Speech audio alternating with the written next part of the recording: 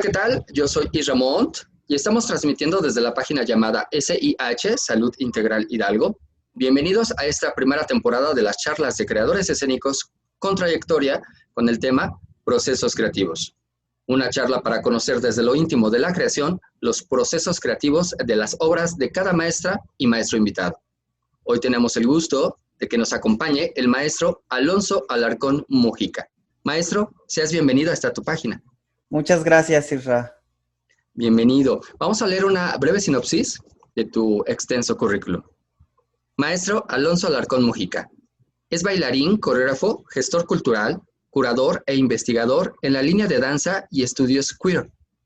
Doctorado en Historia del Arte en la Universidad Nacional Autónoma de México, donde es miembro del Seminario Permanente de Estudios de la Escena y Performance. Maestro en Artes Escénicas con mención honorífica por la Universidad Veracruzana y licenciado en Educación Artística. Es director y coreógrafo de la compañía Ángulo Alterno Danza Contemporánea, la cual se fundó en el año 2000 en Jalapa, Veracruz. Ha realizado 57 coreografías, giras por Europa, Asia y Latinoamérica. Ha representado y presentado su obra en el Palacio de Bellas Artes de México y en festivales en Alemania, Australia, Bélgica, Chile, Chipre, Colombia, Islas Canarias, España, Lituania, Portugal, República Checa y México. El gobierno de Veracruz le otorga el Premio a la Juventud en Artes en 2010. Obtiene el premio a EPRODANZA del Conaculta IMBA en el 2012. Premio de Coreografía Guillermina Bravo en el 2002 y Premio de Coreografía UNAM 1999, así como diversas becas de creación e investigación del FONCA y CONACYT. Fue bailarín de ballet folclórico de la Universidad Veracruzana desde 1995 a 1998. Y también Rastro Dance Company en Nueva York en el 2000. Y Vera Sander Art Connects en Alemania en el 2003 y 2004. Director de 14 ediciones del Danza Extrema Festival Internacional. Fundador del Coloquio Latinoamericano de la Investigación y Prácticas de la Danza BISEXC IMBA. Ha dictado conferencias en universidades de Chile, Colombia, Cuba, España, Estados Unidos y México. Maestro, un honor que estés con nosotros. No, un honor para mí compartir este espacio. Muchas gracias, Isra. Pues mira, como lo habíamos mencionado, esta es una charla entre amigos, así que como tal, pues yo quisiera preguntar desde qué edad y cómo iniciaste en la danza. Porque bueno, aquí ya en tu sinopsis nos mencionas que también bailaste folclore. Esto es súper interesante. Pero desde pequeño, ¿cómo a qué edad empezaste? Bueno, mira, yo soy originario del puerto de Veracruz, nací en el puerto, pero desde muy chico, más o menos como desde los 5 años, radiqué en la ciudad de Jalapa, Veracruz. Entonces, la ciudad de Jalapa, Veracruz, como algunos saben, pues es una ciudad con un movimiento artístico y cultural muy potente, muy grande. Entonces, hay, digamos, una práctica, sobre todo en esa época, estamos hablando de la década de los 80, donde la mayoría de las escuelas primarias tenía su ballet folclórico de niños. Eso era algo muy común, como una actividad extracurricular. Entonces, los niños tomábamos nuestras clases normales en la mañana y en las tardes nos quedábamos a ensayo. Entonces, un día, pues yo empecé cuando tenía 7 años, iba en segundo año de primaria y entraron por todos los niños del grupo. El maestro Horacio Cantero fue mi primer maestro de danza, era el director del grupo infantil de folclore. Y nos hicieron una audición a todos los niños y las niñas y entonces ya a partir de eso hicieron una junta con padres de familia, algunos que tenían aptitudes para bailar y a partir de eso me integré a este ballet folclórico infantil y ahí empecé en la danza folclórica mexicana, todo lo que fue la primaria y la secundaria. Mis primeras giras fueron bailando folclore, justo con la compañía del maestro Horacio Cantero. En San Juan de Puerto Rico estuvimos varias veces en los festivales de danza de niños, representando a México con grupos de Tailandia, de varios países, todos grupos infantiles.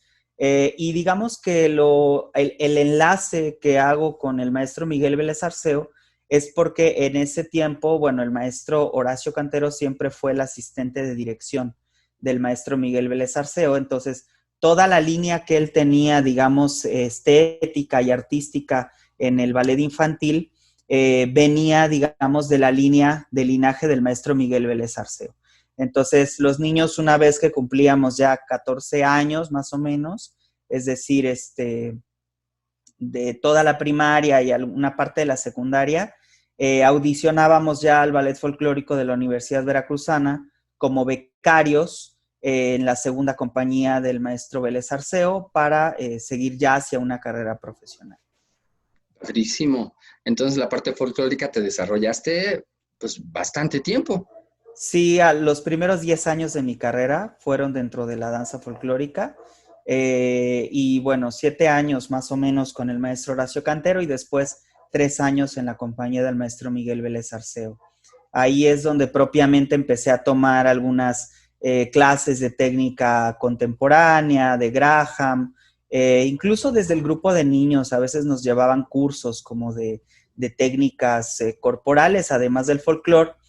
Y es curioso porque aunque era una compañía infantil, realmente nos entrenaron en la disciplina, en tener clases fijas, en el entrenamiento, en los ensayos, muchas vacaciones que pues los niños decidíamos, ¿no? No, pues nos tenemos que quedar a ensayar, ¿no?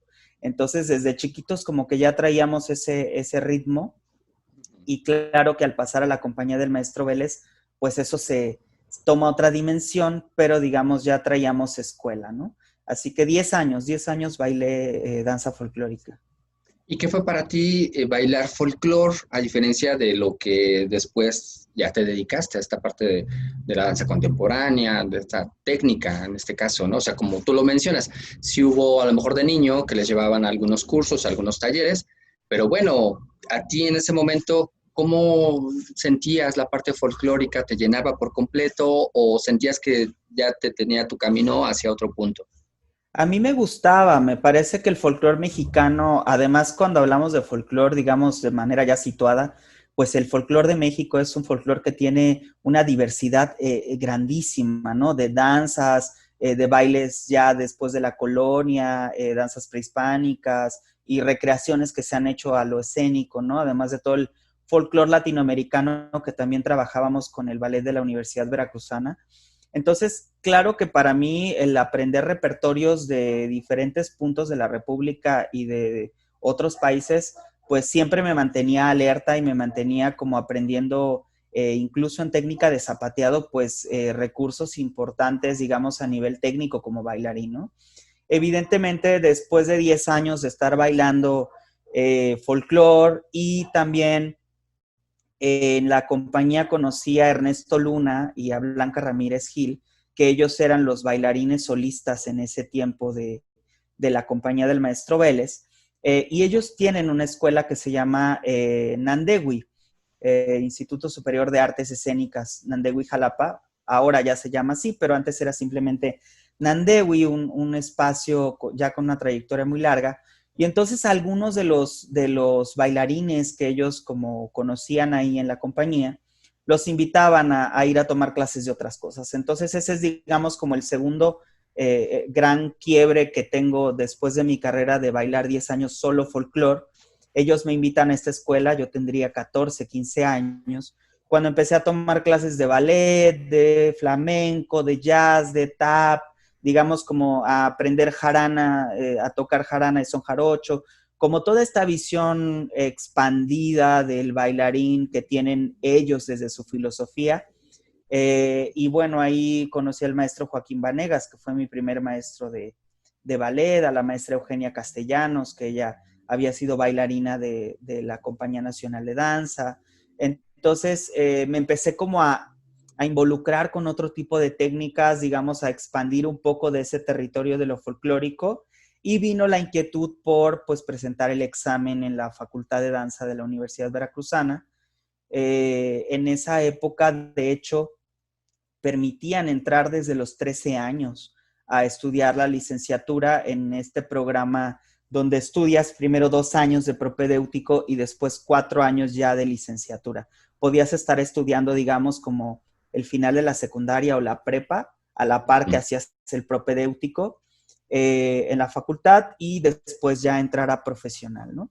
Entonces hice el examen y entré a la facultad de danza y ahí es donde, digamos, como ya dejo de bailar folclore como tal, del cual, digamos, para mí lo que más me quedó, digamos, de esa formación folclórica fue el escenario. O sea, a mí me parece que la velocidad a la que la danza folclórica te aproxima al escenario, al número de funciones que cubres, las tablas escénicas, vienen de ahí. O sea, para mí vinieron de ahí. Entonces, aunque en el campo, digamos, del ballet clásico y de la técnica contemporánea apenas me empezaba a desarrollar, pues ya traía como tablas escénicas que pues había tomado de mis experiencias como bailarín folclórico. Y aparte, la rapidez con que se cambian para cada cuadro, ¿no? O sea, el vestuario que tienes que cambiarte, pero así en segundos casi, porque Sí, es impresionante. A es veces en impresionante. 50 segundos o 1 minuto, 10 segundos, Te tienes que cambias. cambiarte de todo a todo y salir volando al escenario, ¿no? Sí, realmente es una dinámica bien particular y digamos, del campo profesional como muy, muy específica, ¿no? Sí. Oye, ¿y tu familia qué te decía? ¿Siempre te apoyó? ¿Estuvo Sí, siempre apoyándote? mis papás, claro, o sea, digamos que yo la carrera que he hecho, siempre lo digo que se lo agradezco a mis padres y a mi familia porque realmente siempre tuve como El apoyo. siempre fui muy inquieto y ellos siempre contestaron sí a todo, ¿no? Quiero hacer esto, sí. Necesito ir a esto, sí. Necesito quedarme en vacaciones, entonces yo me quedaba de 8 o 10 años en casa de mis abuelos, porque pues obviamente mis hermanos y mi familia se iba de vacaciones a la playa, ¿no? Y pues el Claro. niño tenía ensayo, entonces yo me quedaba ensayo y me quedaba en casa de mis abuelos las vacaciones porque yo feliz de ir a ensayar, o sea, para mí era como, ¿qué es eso de las vacaciones? No, no me interesa, ¿no? Ellos siempre fueron muy apoyadores y muy respetuosos como de la vocación que tuve desde chico. Creo que tengo la fortuna de desde muy pequeño haber localizado que me interesaba dedicarme al campo de la danza y que lo demás era como que pues venía nutriendo mi carrera, pero para mí era súper claro, ¿no? Sí, cuando entré a la facultad, o sea, cuando decidí hacer el examen a la facultad, que yo tendría 16 años más o menos, 16, 17 años, sí, mi papá se quedó así como de, ¿cómo? ¿Pero qué no era un hobby? ¿No? Y yo así, pues no, papá, ya 10 años después, pues no, no es un hobby, o sea, sí es lo que quiero hacer, pero solamente fue como la única vez que él cuestionó como mi vocación, pero fuera de eso dijo adelante, ¿no? O sea, si es lo que quieres, pues. Pero qué increíble, ¿no? O sea, qué bonito que lo estés diciendo de esa manera, en donde no un niño pierde esta parte divertida de ser niño, ¿no? Porque muchos dicen, es que les roban la infancia. O sea, si los meten algo desde pequeños y tienen esas disciplinas, les roban la infancia. Y no, tú al contrario, o sea, tú mencionas que eras feliz quedándote a ensayar, aunque los demás iban de vacaciones. Eso es Sí, genial. porque yo creo que ahí pues bueno, claro, cada persona lo vive desde un lugar distinto, ¿no? Pero realmente para mí era como, me obligaban más si me hubiese tenido que ir y hubiese tenido que dejar mis ensayos, porque me gustaba hacerlo, ¿no? Y evidentemente además en la escuela, pues siempre tenías que llevar excelentes calificaciones. Si no tenías las calificaciones, no podías bailar en la compañía. Entonces, digamos que todo fue siempre a la par, ¿no? Y claro, juegas otras cosas, te aproximas a otro tipo de experiencias. Digamos, mi primera gira internacional como bailarín solista fue cuando yo tenía 11 años a San Juan de Puerto Wow. Rico y cumplí 12 años ahí en esa primera gira, me acuerdo mucho porque, pues sí, era mi cumpleaños, pero yo ni me acordaba, pues andábamos bailoteando y además fue una experiencia muy linda que espero en algún momento escribir algo de eso porque fue muy potente bueno, yo tenía 11 años, pero viajaban niños desde los 7 años y los más grandes teníamos 12, 13 años. Y te digo que habían compañías de muchos países, entonces aproximarte a otras culturas, a otras maneras de entender la corporalidad, el folclore. Yo me acuerdo que me impactó muchísimo ver a la compañía de Tailandia, el manejo técnico que tenían los niños y las niñas se ponían en los dedos estas como extensiones tipo oro para hacer muchas cosas con las manos. No, era impresionante. Y bueno, tener esa aproximación a tus 11 años, pues creo que también es algo afortunado, ¿no? Entonces, Sí, yo siempre celebré mucho la infancia que tuve, ¿no? por supuesto. Oye, maestro, pues voy a compartir algunas de las fotos que me mandaste, si te parece bien. Bueno, ¿quieres platicarnos de esta fotografía, maestro? ¿Qué obra es? Bueno, estas fotografías son de la última pieza que acabamos de estrenar. Es de una pieza que se llama Reverso. Fíjate que la pieza la monté con la compañía Jóvenes Zapateadores. Jóvenes Zapateadores es una compañía dirigida por el maestro Ernesto Luna y por Blanca Ramírez, justamente por estos artistas de los que les acabo de hablar. Es como bien interesante que demos este salto en el tiempo, Ah, porque ellos, además de ser solistas de la compañía del maestro Miguel Vélez Arceo, y de tener esta escuela ISA en Andehui, Jalapa, en la que después hicieron ya una licenciatura en educación artística, también, digamos, tienen la compañía Jóvenes Zapateadores. Entonces, la compañía de los Jóvenes Zapateadores es una compañía que tiene el apoyo de México en Escena, del Conaculta Fonca, bueno, ahora de la Secretaría de Cultura y del sistema de becas que le están cambiando el nombre, ¿no? Pero me invitaron a hacer un montaje con ellos. Esta compañía empezó a trabajar desde el año 2004 en Jalapa y como parte de su proyecto me invitaron a trabajar una pieza con ellos. Realmente digamos que esta obra responde a dos inquietudes. Por un lado, el proyecto de México en Escena de esta compañía, de esta agrupación, que por lo general ha presentado obras del maestro Ernesto Luna, diferentes programas, sobre todo centrados en el folclore escénico del estado de Veracruz, y siempre desde una perspectiva de la fusión. El maestro Ernesto Luna, además de ser bailarín, pues es músico, entonces le ha gustado integrar otro tipo de instrumentos al son jarocho y bueno, han hecho varios programas sobre son jarocho.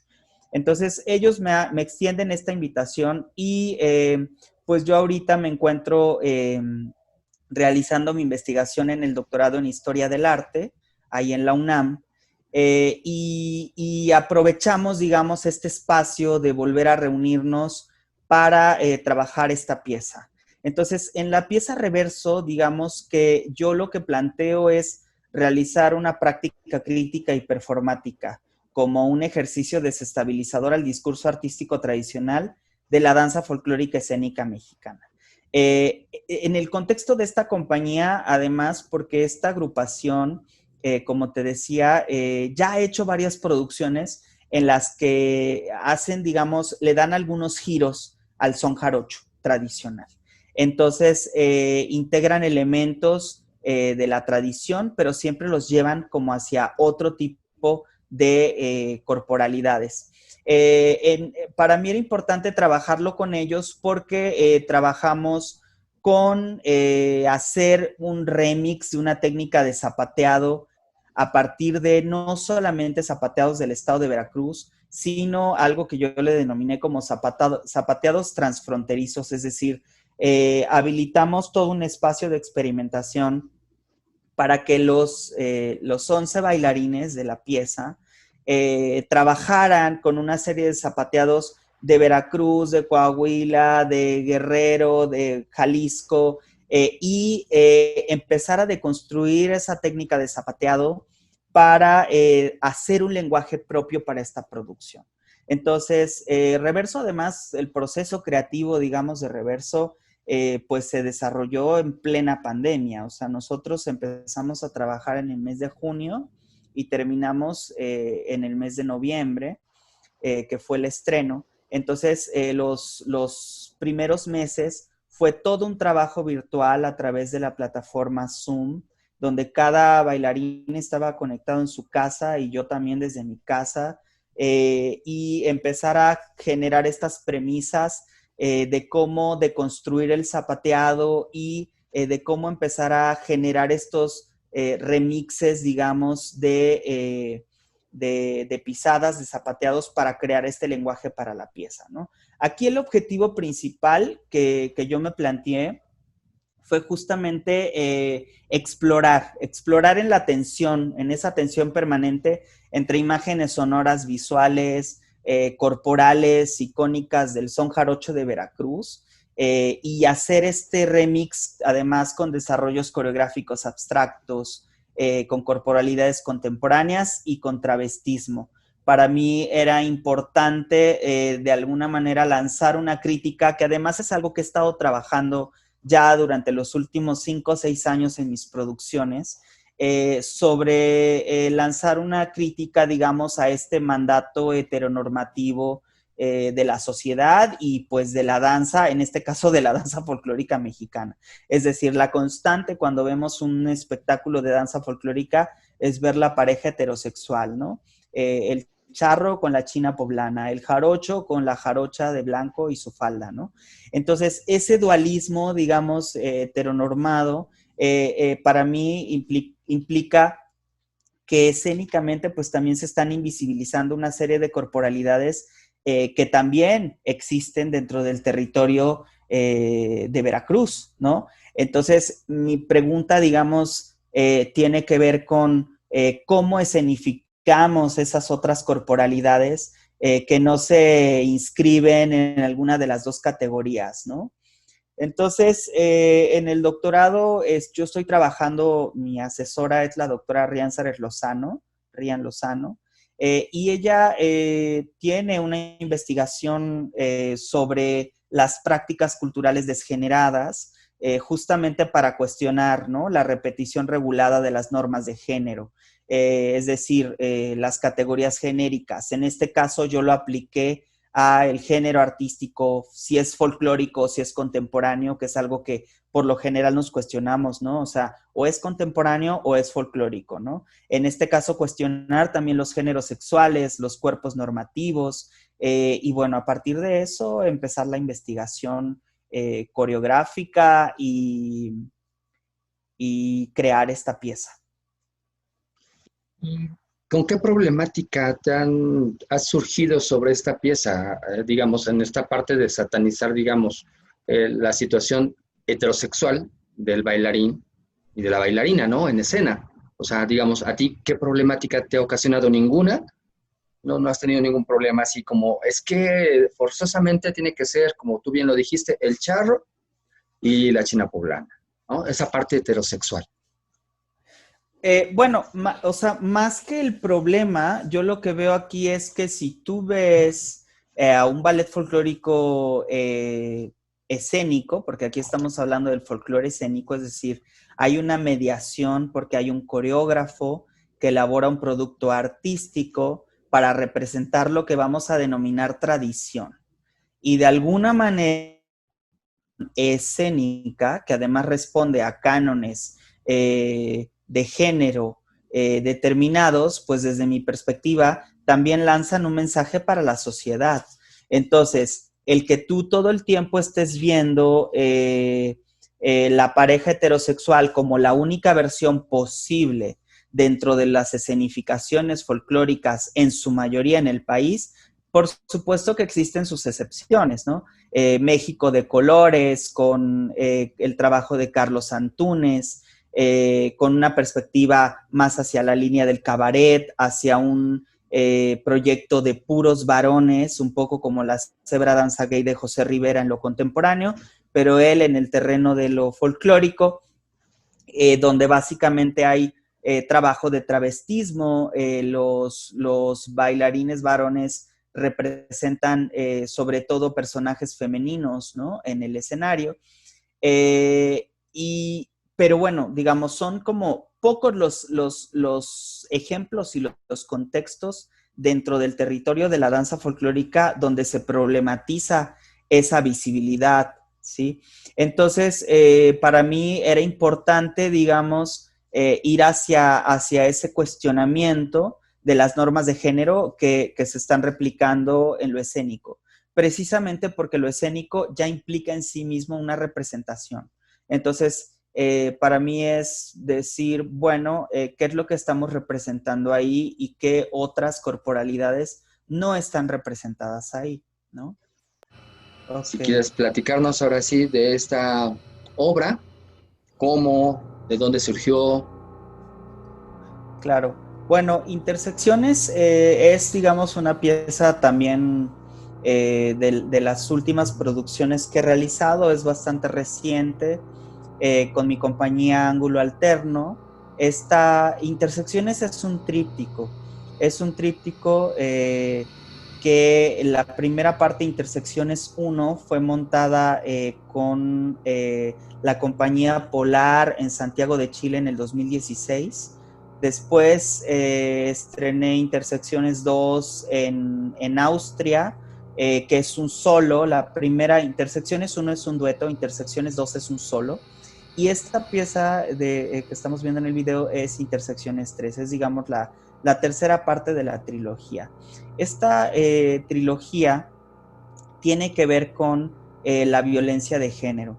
Entonces, yo aquí lo que me planteé también fueron de los primeros trabajos donde justamente me propuse renunciar a la categoría de hombre o de mujer y más bien plantear en la escena un personaje con un discurso, digamos, que cruzara o que problematizara justamente una categoría identitaria a otra, es decir, que no se inscribe en ninguno de esos dos, en esa dualidad, ¿no? Y desde ahí, digamos, estaríamos hablando de estos territorios queer, ¿sí? Digamos, territorios de lo raro, territorios de lo extraño, territorios de lo inclasificable. Entonces, para mí, digamos, la escena o la coreografía, yo sí la veo como esta herramienta para reimaginar y para reescribir estas identidades, ¿no? Entonces, en esta pieza trabajamos, es un trío, donde además hay un trabajo también de máscara, como lo vimos en la pieza Reverso. Es decir, he estado trabajando con máscara, he estado trabajando con...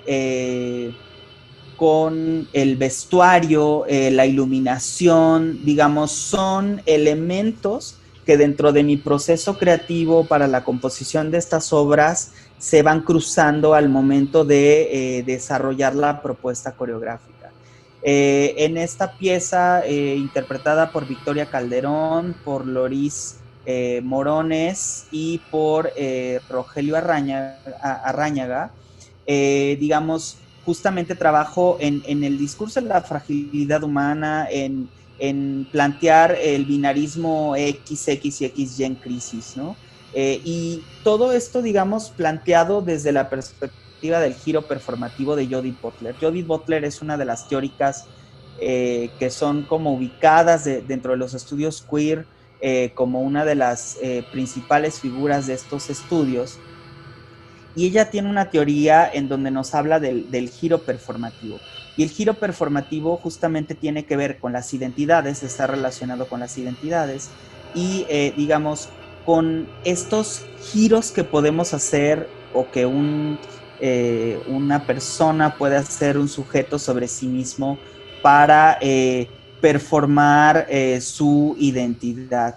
En este caso, digamos, yo planteo además un trabajo de construcción de lenguaje propio con cada intérprete, a partir de premisas muy específicas que están relacionadas con el trabajo de la máscara, con el trabajo del espacio, con la deconstrucción del lenguaje. Y en este caso también trabajaron, por ejemplo, con zapatillas, con plataformas. Entonces, integrar la manera en la que se reacomoda el cuerpo a partir de estos elementos, para hablar también de la violencia hacia la mujer y la violencia hacia los transgéneros en México, en un país como México, que junto con Brasil son de los primeros países con índices tan altos en violencia de género. Entonces es una pieza que además articula la música original de Sergio Reynoso, un creador con el que he trabajado pues durante los últimos 15 años más o menos en varias de mis producciones. Es el paisaje sonoro exactamente lo realiza él. Sí, sí, yo por lo general trabajo con música original creada por él, por Sergio Reynoso o por Catalina Mella Araneda, digamos, ella es una coreógrafa y creadora de música chilena y son normalmente como los dos autores con los que trabajo para mis piezas. Estoy acostumbrado, digamos, a generar el discurso desde el cuerpo, a desentrañar como esos acertijos desde el cuerpo de los intérpretes y también como de ir viendo cómo se atraviesan esas temáticas, es decir, yo no llego a imponer un lenguaje porque a mí me interesa que se muevan de tal o cual manera o porque quiero, como en esta filosofía de que quiero que copien los pasos que yo elaboro, sino más bien me interesa como generar estas preguntas desde las que el intérprete puede empezar a rastrear un lenguaje y a construir un personaje que vamos perfilando a lo largo del trabajo coreográfico. Excelente, maestro. Oye, y digamos, ¿los bailarines ya son parte de tu compañía o seleccionas, haces alguna convocatoria o cómo Sí, es que lo realizas? pues mira, nosotros somos una compañía independiente o autogestiva, diría yo, que trabaja por proyecto. Entonces, el trabajar por proyecto nos permite, de acuerdo a las características del proyecto, definir quiénes son los intérpretes, digamos, adecuados para el tipo de propuesta. Esto también, además, relacionado a los tiempos que tienen los propios intérpretes, ¿no? Porque en este caso, digamos, hay piezas que son con 7 bailarines, con 11 bailarines, hay piezas con 3, con 2. Entonces, digamos, en ese sentido, sí se han integrado bailarines nuevos de acuerdo a los proyectos, pero también hay bailarines pues que tienen 17 años trabajando en mis producciones. Digamos, hay una mediación. Yo siempre trato de escuchar mucho lo que necesita la obra tanto de mí como de quien la encarna, ¿no? O quien la genera. Y a partir de eso, pues vamos generando los vínculos y los procesos. Perfecto. ¿Y estás preocupado también por abrir el espacio, digamos, de tus obras a ciertas edades? O sea, digamos, tienes gente que ya tiene mucho tiempo trabajando contigo, que debe de tener 30 y algo, más para arribita, o a lo mejor un poquito menos. O sea, si das chance a estas generaciones también que se puedan acercar contigo.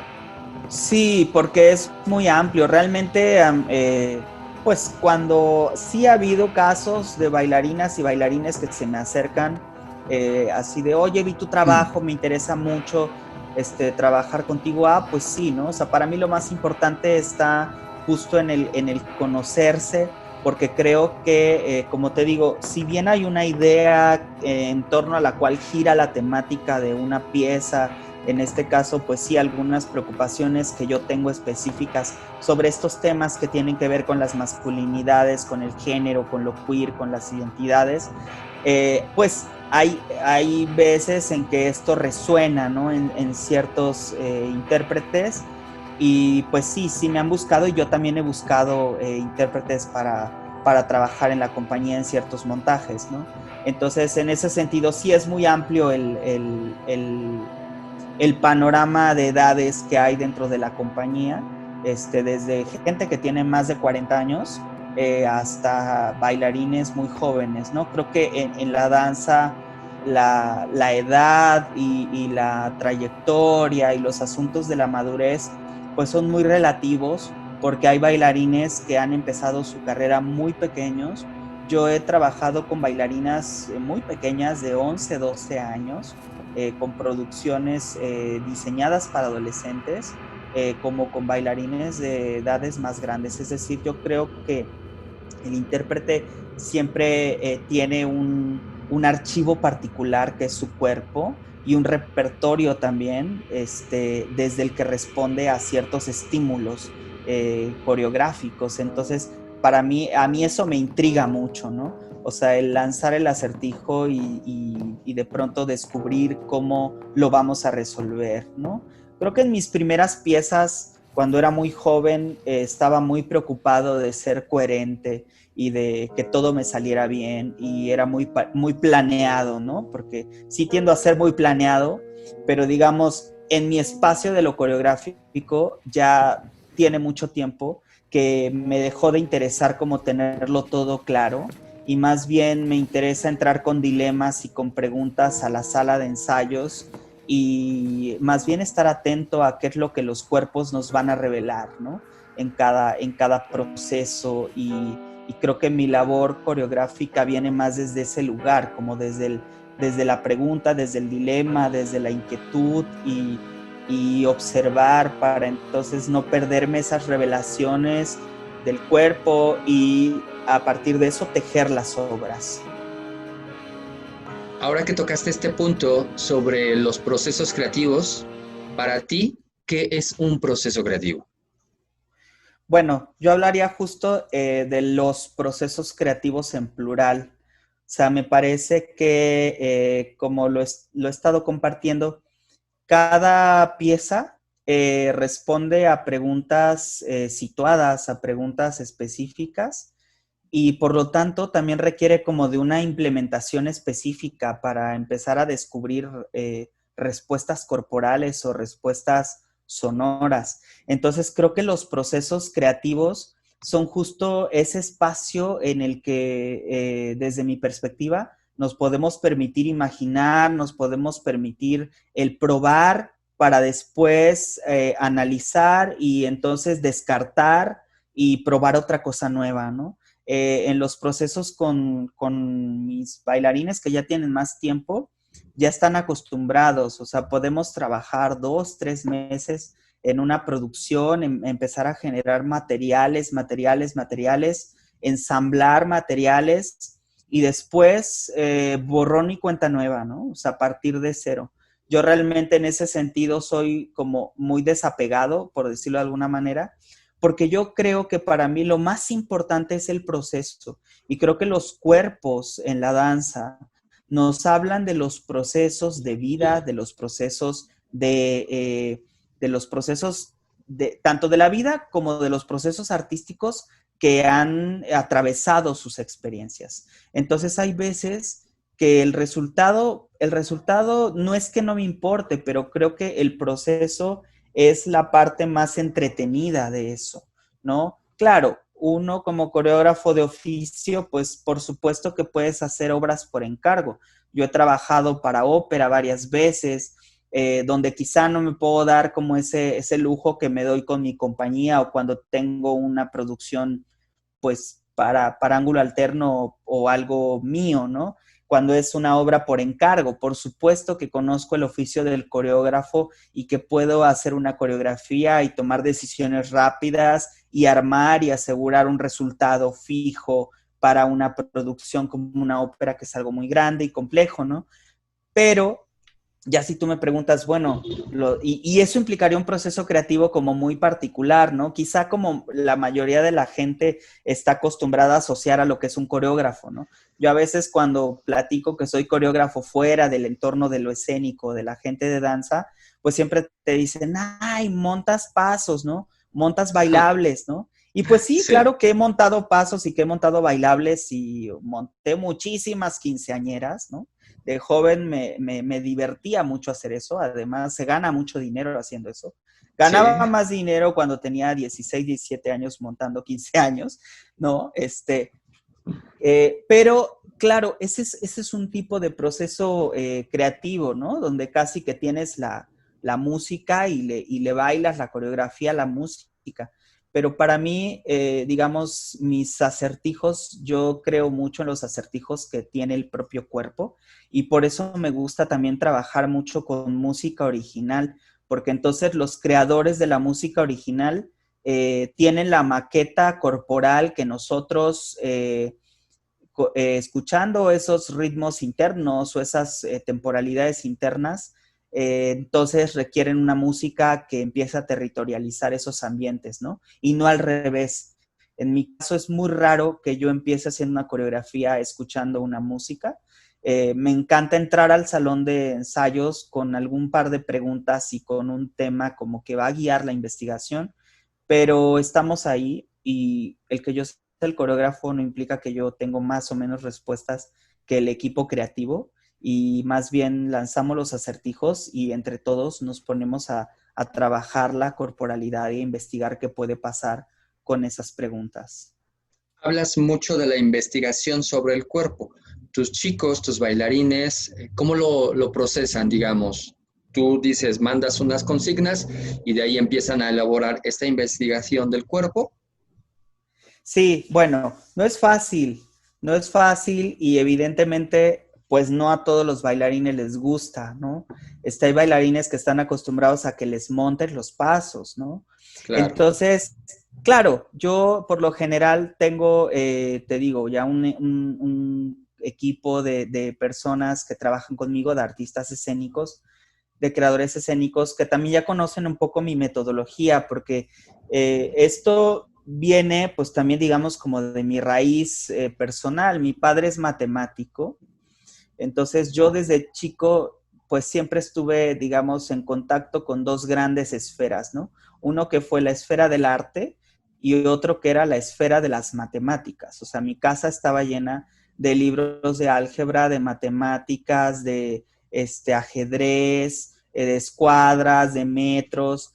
Entonces, siempre he tenido como digamos, mi génesis viene de esos dos universos, ¿no? Mi madre es súper artística, no es artista, ella es maestra de educación primaria, pero siempre tuvo una sensibilidad le encanta la guitarra, le encanta cantar, ¿no? Y mi padre matemático, entonces digamos como que de esos cruces, pues yo me empecé a desarrollar, ¿no?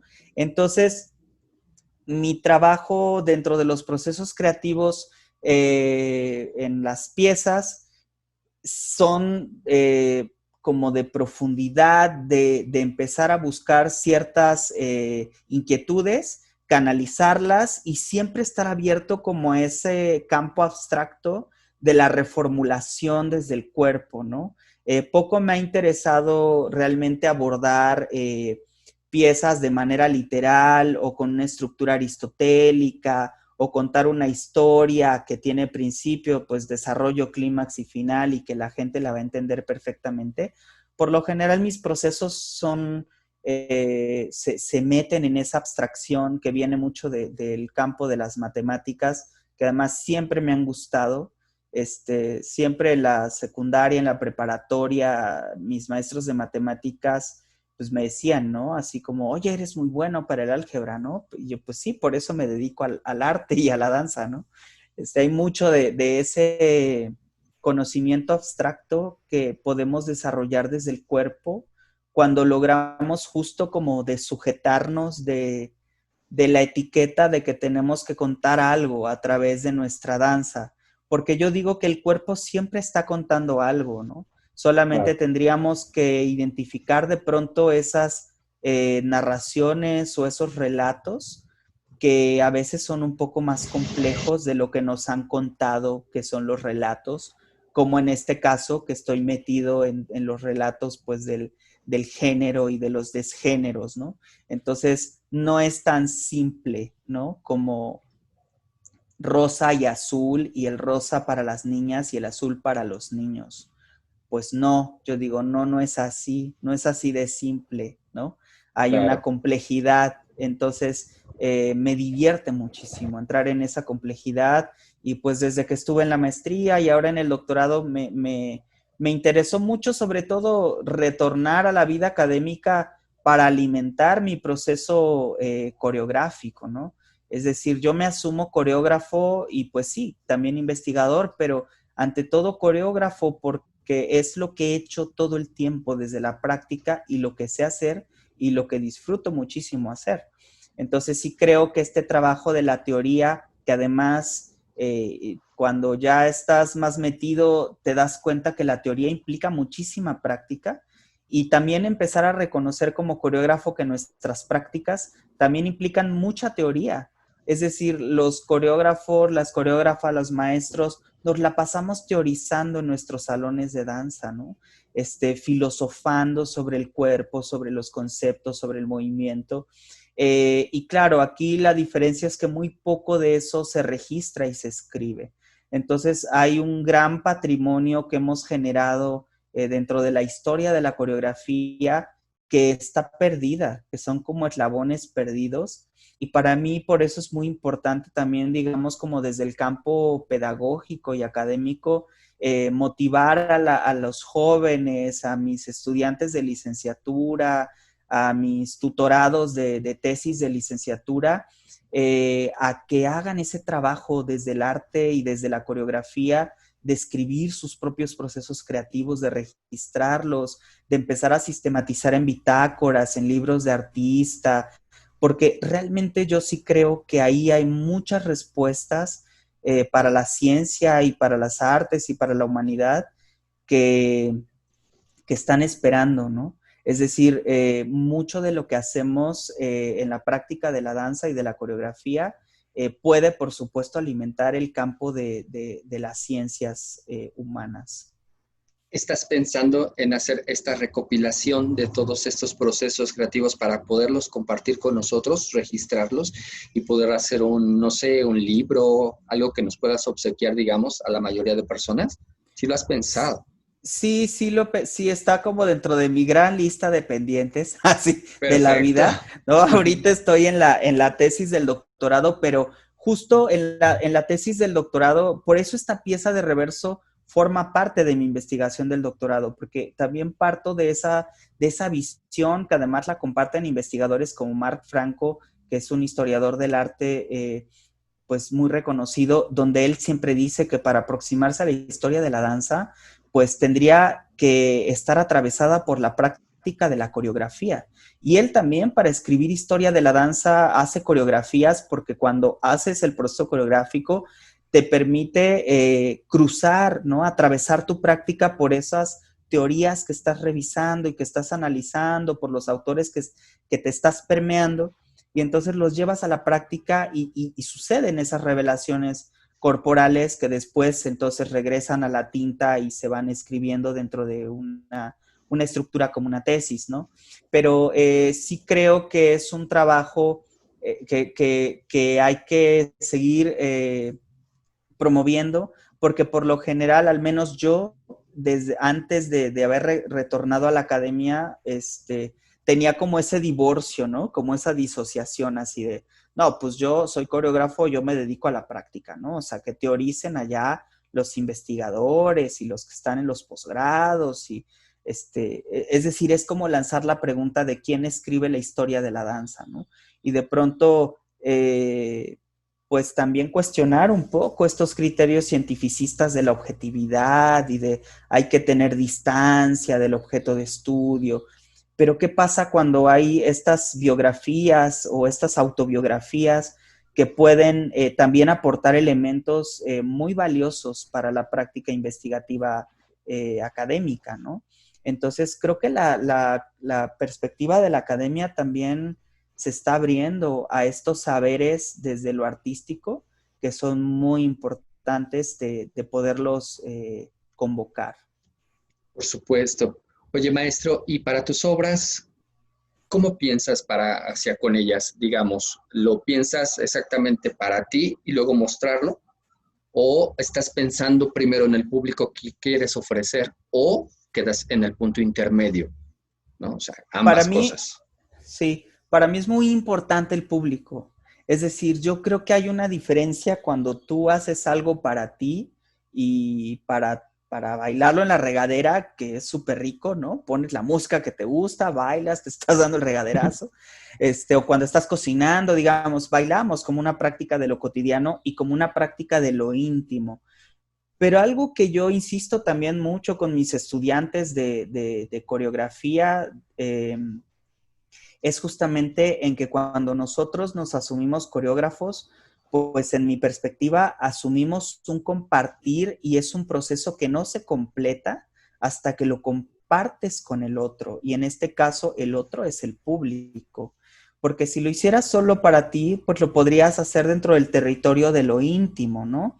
Pero yo sí creo que tendríamos que pensar en quién lo va a ver, porque de alguna manera, como coreógrafo, claro, yo estoy metido en mis investigaciones y en los rollos que a mí me importan y demás, pero siempre hay como una, digamos, pregunta que se está atravesando por cómo lo puede leer el espectador. Algo que para mí puede ser súper claro, para el espectador no, o incluso para alguien más que viene a compartir el proceso creativo.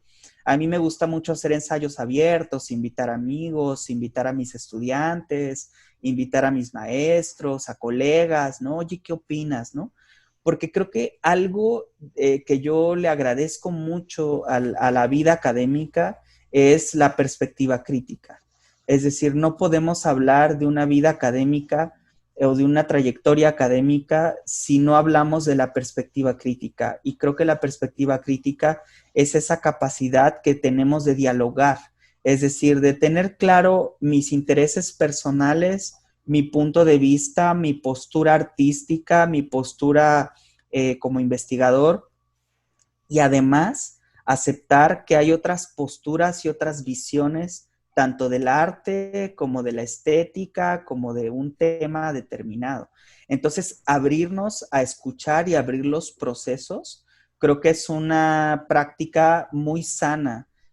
Aprender a escuchar, aprender a leernos en la mirada de los otros y saber, bueno, quizá esto para esta persona lo lee desde este lugar, yo lo leo desde este otro, y eso ya nos da una perspectiva crítica, el establecer ese diálogo, el saber que no hay una sola verdad absoluta y válida, única, por mucho que se hace el autor, porque además hay que cuestionar las autorías. O sea, yo creo que estos territorios de poder de las autorías son súper cuestionables. Yo, como te estoy diciendo, y hay que repensar hasta cómo colocamos los créditos en un programa de mano, ¿no?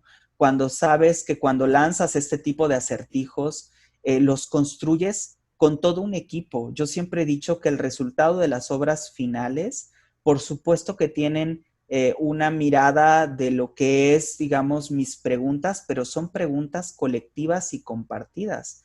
Y que sin un creador escénico, sin un intérprete que no solamente encarne la idea, sino que también habilite respuestas propias, corporales, desde su bagaje, desde su historia, desde sus referentes, pues también casi que lo hace coautor de la obra, ¿no? Y al músico también lo haría coautor, porque entonces está dando una sonoridad, pero de pronto nos metemos como en esos territorios medio escabrosos, ¿verdad?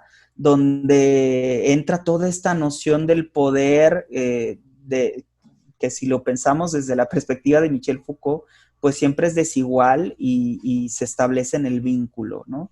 Entonces, creo que es algo que a mí me parece como importante de tener en cuenta, y como te decía, el público, pues por supuesto que es importante para mí, porque creo que es donde se completa esta perspectiva crítica de lo que se puede ver o no en la obra más allá de lo que yo me pueda imaginar. Y aparte me doy cuenta que todas tus obras tienen un impacto social. O sea, es real, ¿no? O sea, tú vas pensando exactamente en ese impacto.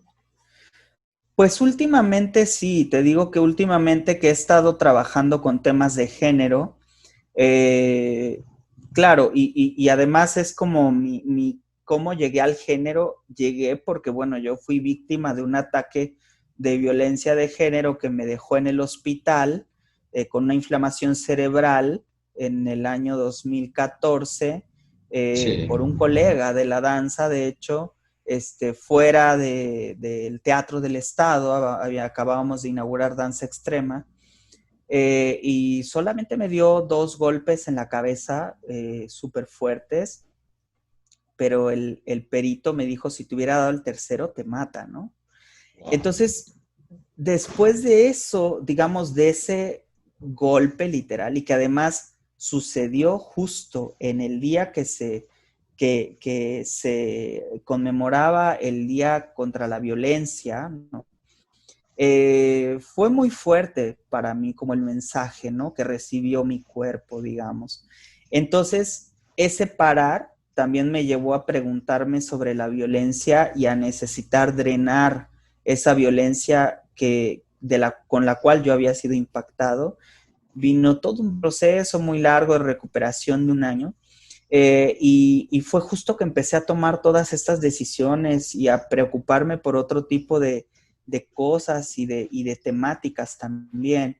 Entonces, digamos que desde ese acto corporal de la violencia, empecé a tratar de encontrar respuestas, ¿no? Primero para mí y después pues para compartirlas con mi medio, que es el medio de la danza. Entonces, cuando empiezas a rascar la herida, te das cuenta que la herida pues es bastante profunda y que atiende a marcas del pasado y a tradiciones que han sido consolidadas por las religiones y por las sociedades y por las culturas como verdades únicas y de pronto hasta por el arte y por la coreografía. Entonces ahí es donde, digamos, yo me empecé a plantear preguntas nuevas. Platícanos sobre esta pieza. Bueno, Natura también fue una pieza que monté por una invitación. Esto fue invitación de la compañía Al Sur Danza, que es una compañía eh, que, bueno, ahorita ya no existe, ya la disolvieron, pero esta fue la compañía de danza contemporánea Al Sur Danza en Mérida, Yucatán, para el 26 aniversario. Ellos cada aniversario invitaban a un coreógrafo invitado. Bueno, es una compañía que trabaja con obras de repertorio. En su repertorio tienen obra de muchísimos coreógrafos, ¿no? De Víctor Ruiz, de Jaime Camarena, de la maestra Graciela Torres, de Lourdes Luna. Y bueno, a mí me invitaron para montar una pieza para ellos, una pieza completa, de larga duración, de 60 minutos. Y digamos que esta pieza, te quise compartir este ejemplo del video, porque de alguna manera también para mí implica un poco ilustrar esto que estoy compartiendo sobre el proceso creativo desde el cuerpo. Es decir, a veces me han preguntado como si yo busco un estilo, si busco un lenguaje o una manera única de moverme, y pues yo siempre contesto que no, ¿no? No necesariamente, digamos, tendría que empezar a ver en retrospectiva para ver cuáles han sido las constantes en mi trabajo coreográfico, diría Alberto Dalal, ¿no? Para identificar cuáles serían, pero como un propósito a priori, pues nunca me lo he planteado. Es decir, para este proceso yo trabajé durante 2 meses con la compañía, me mudé a Mérida, Yucatán, para trabajar con ellos. La música original es de Catalina Mella Araneda, de esta creadora chilena, y principalmente, digamos, justo la pieza se llama Natura porque para mí era presentar una investigación instalada en los cuerpos de estos bailarines, ¿sí? De estos 9 bailarines.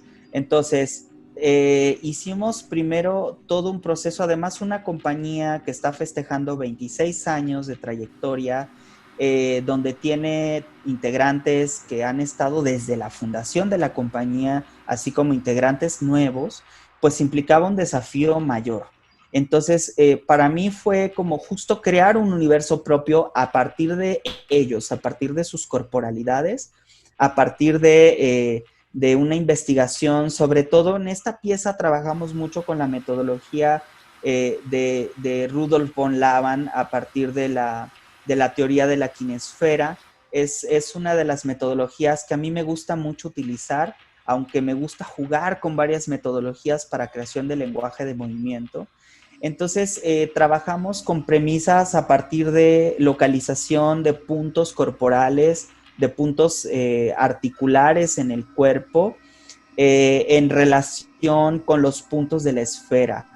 Y bueno, en esta teoría, para explicarla muy rápido, ¿no? Laban habla de la perspectiva de los planos que nos permiten unir los puntos y crear una esfera para crear todo un movimiento por todo el espacio. Por lo general estamos acostumbrados en lo cotidiano a movernos pues de frente en una sola dirección o en un solo territorio, pero con esta metodología de Laban te permite también tocar puntos que no son tan cotidianos. Por ejemplo, el plano de la rueda es como si tú estás parado y entonces hay una rueda que te atraviesa el cuerpo hacia adelante, ¿verdad? Y esto implica una serie de líneas diagonales atrás, arriba, abajo, adelante, abajo, atrás. El plano de la mesa, que es imaginar en la cintura una mesa y los 4 puntos de la mesa. Entonces hay 2 puntos en las esquinas de adelante, hay 2 puntos en las esquinas de atrás.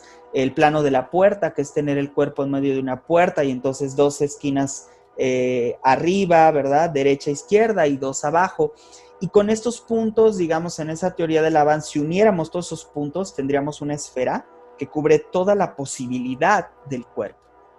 Entonces, a partir de esa premisa tan breve y tan pequeña, empezamos a construir una serie de lenguajes particulares en cada uno de los bailarines, a desentrañar vocabularios, a desentrañar formas de moverse, formas de responder al espacio, a los estímulos musicales. Catalina Mella además iba creando la música al mismo tiempo que yo iba creando las piezas. Yo le di una serie de premisas para su música, de ciertos sonidos que a mí me parecerían importantes en cada una de las escenas de la pieza. Y a partir de eso empezar a desapegarnos, digamos, de la anécdota, de los personajes, para construir, digamos, justamente una danza que instalaba su poder en la potencia del lenguaje no verbal, es decir, en la potencia del cuerpo, en su naturaleza de moverse, de respirar, de sudar, en asociar de manera libre ideas, en que el espectador también pudiera acercarse a la vivencia de estos bailarines, de sus secretos, un lenguaje donde trabajamos muchísimo con las manos, con los volúmenes de todo el cuerpo. Entonces, bueno, fue un proceso largo. A mí me gustan los ensayos largos, extensos, de 6, 7 horas ensayando. A veces cuando me invitan a hacer algún trabajo y me dicen, bueno, pues el ensayo dura 1 hora y media. Yo digo, híjole, pues es que en 1 hora y media a mí no me da tiempo para llegar a profundizar o a trabajar ciertos elementos, ¿no? Creo que en una sesión hay un montón de elementos y de recursos que hay que empezar a calentar, como amasar, para que el intérprete empiece a asociar como ciertos recursos y empezar a trabajar la corporalidad. Claro. ¿Y esta obra la presentaste en qué lugar? ¿En qué lugar se estrenó? Pues esta pieza se estrenó en el Teatro José Peón Contreras, en Mérida, Yucatán. Un teatro precioso que para danza es un lujo, de verdad. Es muy parecido al Teatro de Bellas Artes, del Palacio de Bellas Artes, pero más pequeñito. Y además la isóptica que tiene es bellísima porque justo es de estos teatros que tiene el foro, digamos, un poco abajo y la butaquería empieza como a subir. Entonces todos los diseños de iluminación, que es algo en lo que yo también pienso muchísimo, todas estas obras que te he compartido y que les he compartido son piezas en las que yo he diseñado la iluminación. Siempre estoy pensando en la creación de los espacios. Cuando me preguntan, oye, ¿qué haces tú como coreógrafo? Bueno, pues yo me considero como un arquitecto del espacio, ¿no? Un arquitecto del espacio con los cuerpos, con la iluminación, con esas espacialidades que puedes lograr. Entonces, en este Teatro Peón Contreras, realmente fue un lujo, por invitación de la maestra Graciela Torres y del maestro Milton Acereto, haber trabajado para la producción de esta pieza con la compañía. Y bueno, logramos hacer muchísimas cosas con los recursos lumínicos, ¿no? Más allá de simplemente iluminar una silueta, el cómo crear espacios, el cómo recortar, el desequilibrar el escenario, cuando solamente utilizas una luz diagonal que viene de atrás, ¿no? Muy intensa. Entonces eso genera un desequilibrio espacial que además como que le aporta otra, digamos, metáfora, otra información a la imagen que está recibiendo el público. Entonces, pues fue estrenada en ese teatro y fue un verdadero lujo tenerlo, sí.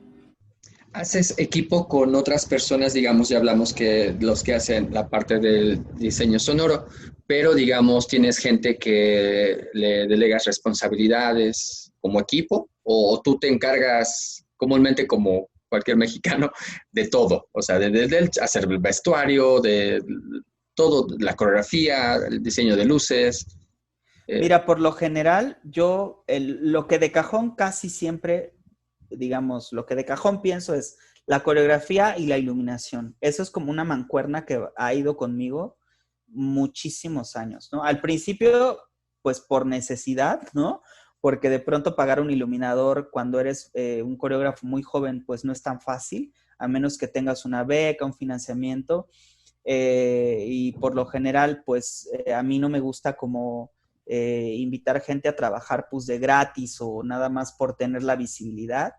Entonces, primero fue por necesidad, pero después me di cuenta que era un recurso que a mí me gustaba muchísimo explorar en él y conforme fui, digamos, internando en la práctica de la iluminación, me di cuenta que era un recurso importantísimo para pensar mis obras, ¿no? Entonces, te digo, cuando se va revelando el espacio, los cuerpos y esto en el ensayo, yo ya empiezo a trazar como ciertas áreas de iluminación que las voy imaginando desde el proceso creativo. Entonces, es algo que disfruto mucho hacer a la par de lo coreográfico. En el caso del vestuario, hay veces que sí, por ejemplo, este vestuario de la última pieza de Reverso, yo lo diseñé por completo, con base, digamos, es un vestuario con una base, un forro de terciopelo rojo, que además alude mucho a la danza de los guaguas del norte del estado de Veracruz, de Papantla, ese tipo de materialidad. Además, también trabajamos con flequillos. Yo quería un vestuario que cubriera todo el cuerpo de los intérpretes.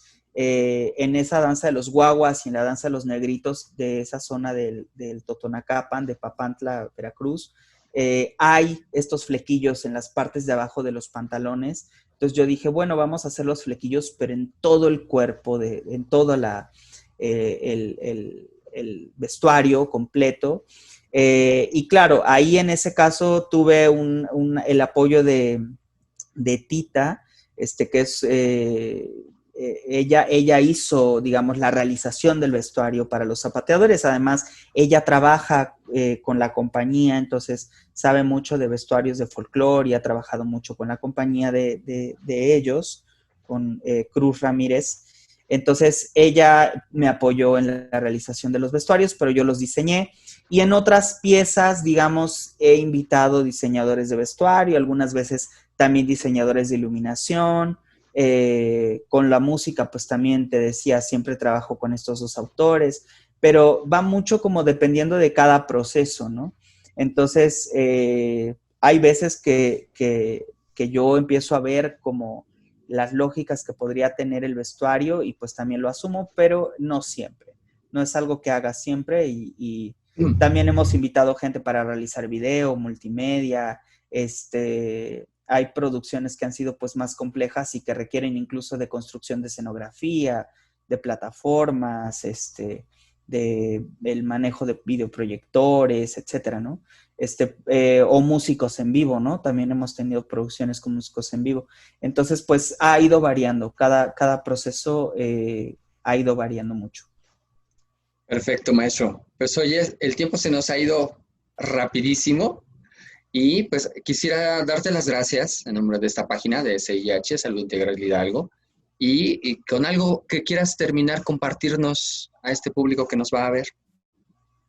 Pues primero agradecerte mucho la invitación y decirles que bailen y que me parece que la actitud durante la pandemia, el confinamiento en el que estamos, si bien nos invita a veces a estar dentro de la cama o a empezar a estar ahí como un poco aletargados, creo que una manera en la que podemos hacer como una protesta epidérmica sería desde el cuerpo justo, ¿no? O sea, una protesta de movernos, de bailar, de poner la música que les guste y moverse en su casa, en ese espacio de lo íntimo que también nos aporta muchos elementos que ni siquiera son para mostrarle al otro, pero que sí son para nuestra propia salud mental.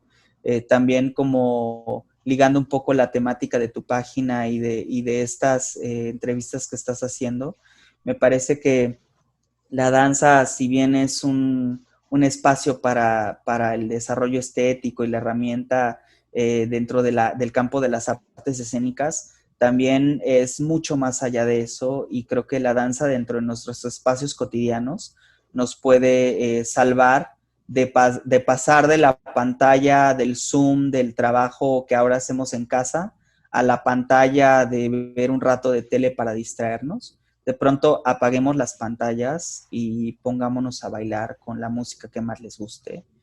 Y eso. Excelente, maestro.